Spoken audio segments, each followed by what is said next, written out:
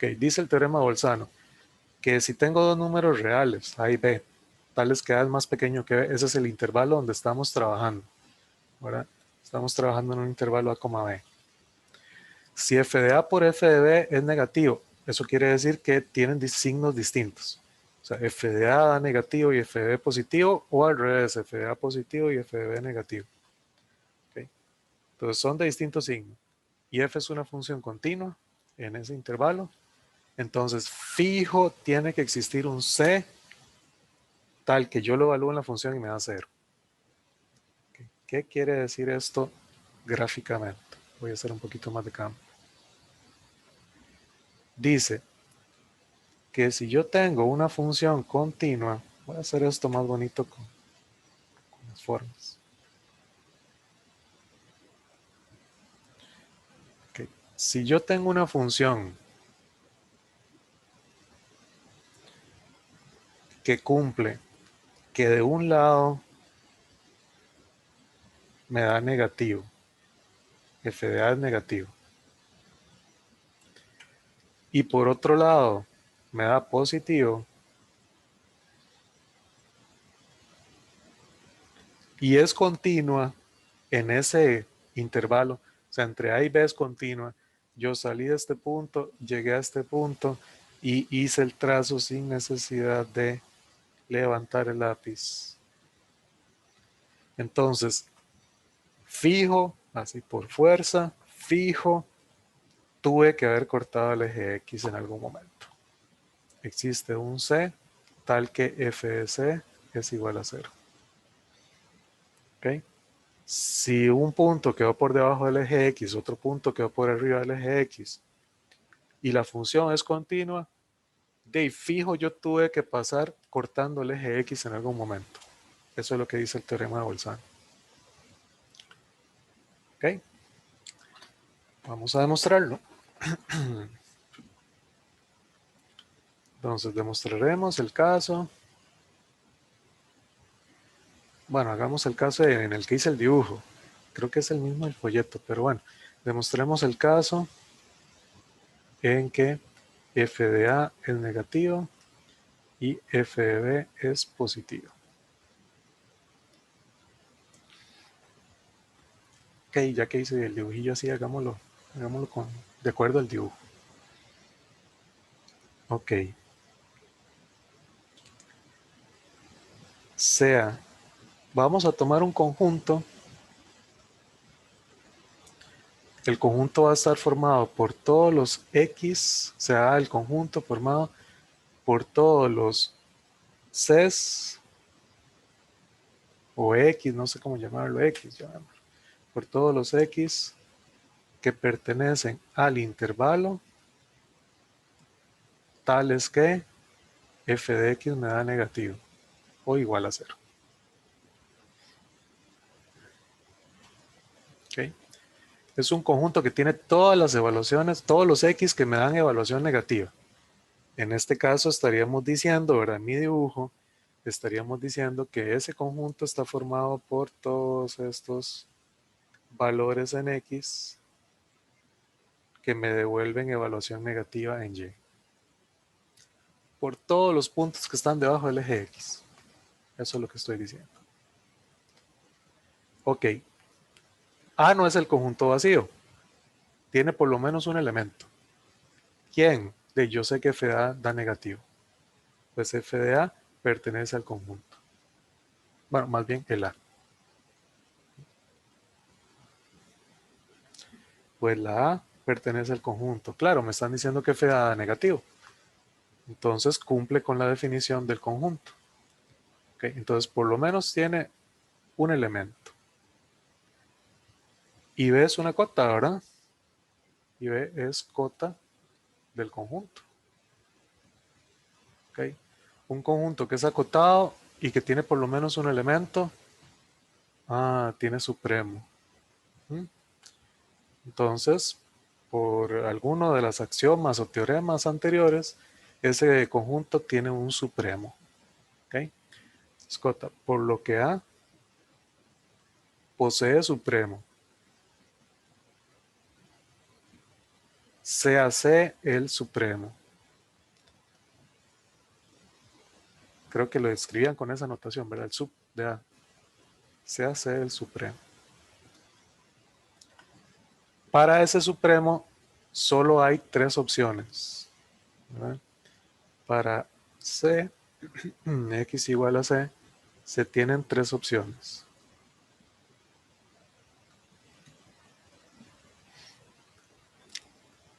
F de C puede ser negativo, F de C puede ser 0, F de C puede ser positivo, ¿verdad? Ley de tricotomía. ¿Okay? De un número solo tiene esas tres opciones, o es positivo, es negativo, es 0. Vamos a ver que ese supremo no puede ser ni negativo, bueno, el f de c no puede ser negativo, el f de c no puede ser positivo, y por lo tanto tiene que ser el 0 que me está diciendo el teorema del Bolzano. Ok, vamos a ver qué pasa si es negativo, vamos a ver qué pasa si es positivo. Ok. ¿Qué pasa si f de c fuera negativo? Por el teorema que acabamos de encontrar, esto quiere decir que como la función es continua y f de c es negativo, existe un intervalo alrededor de él donde todas las evaluaciones dan negativas. Si f de c es negativo por el teorema anterior,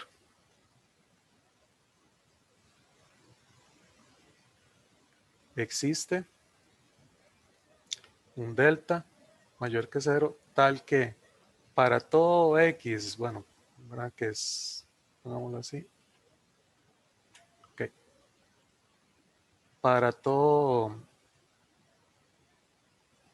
x menos c menor que delta, implica que f de x es negativo. Ajá. Ok. Si valor absoluto de x menos c es menor que delta, quiere decir, ¿verdad? Lo que me dice el teorema anterior es que en todo este intervalo, todo elemento de ahí evaluado en la función me da negativo. ¿Okay? Esto me está diciendo, ¿verdad? O es lo mismo que decir que el x menos c está entre menos delta y delta.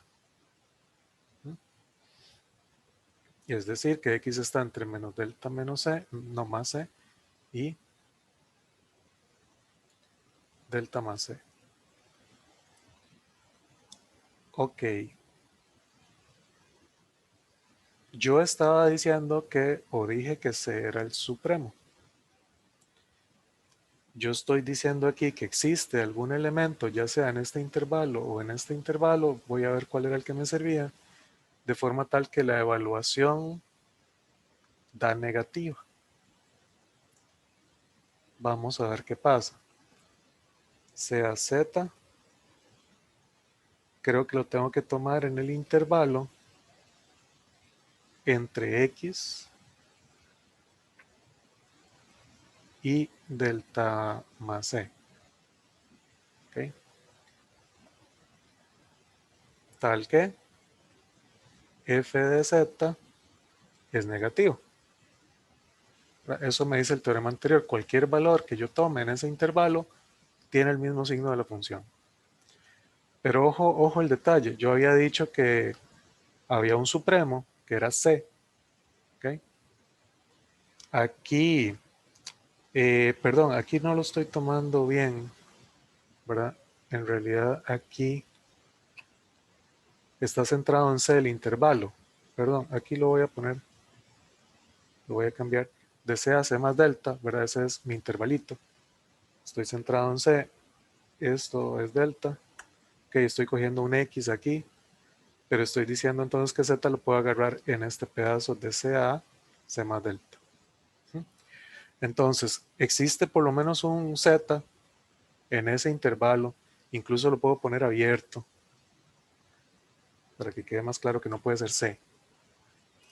Existe algún elemento en ese intervalo tal que f de z es negativo. Pero si f de z es negativo y z es más grande que c,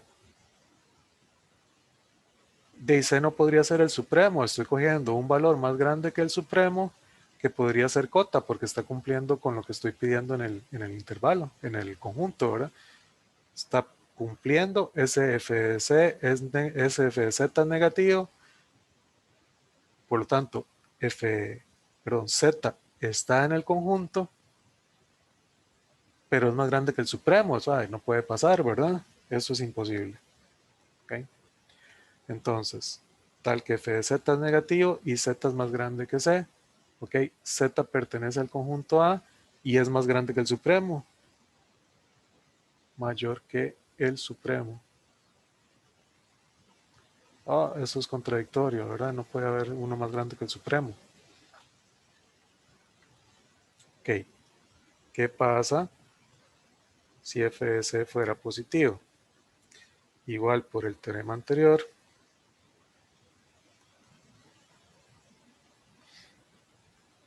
existe un delta tal que, delta mayor que cero, tal que si agarro también, ¿verdad?, este intervalo menor que delta,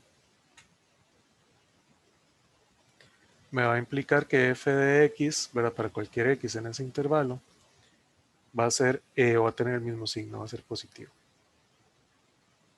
¿Ok? Entonces, igual vamos a decir que ese intervalo quiere decir que estamos con un x centrado en c que está entre menos delta y delta. Entonces quiere decir que voy a poder tomar un z que está en el intervalo entre menos delta más c y c, tal que la función evaluada en ese c me da positiva.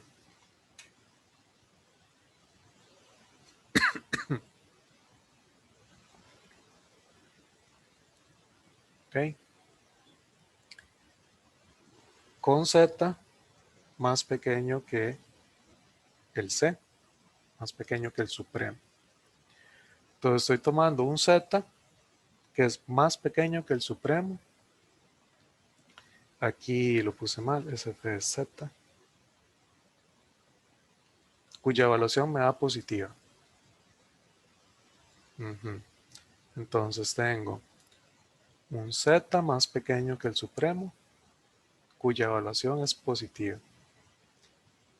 Ese no está en ese conjunto, ¿verdad? Quiere decir que z sería también menor que la cota, z es menor que el supremo,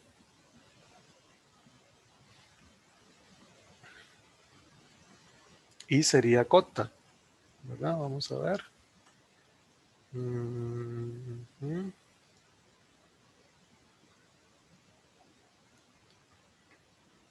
Ok.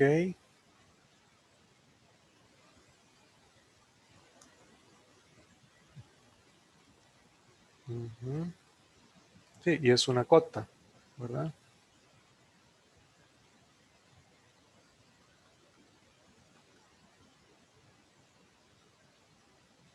Ok, porque todos los demás están, digamos, van negativos. Por lo tanto, también, ¿verdad? De pronto eso no podría pasar. Ok, la única conclusión es que f de c sea igual a 0. Hay algo que todavía no me gusta muy bien de esa segunda parte. Por el teorema anterior, que existe un delta, tal que eso pasa. Estoy tomando un z que es más pequeño que la cota y me da positivo. Z no está en el conjunto, pero funcionaría como cota. Ok, bueno, vamos a parar acá la grabación.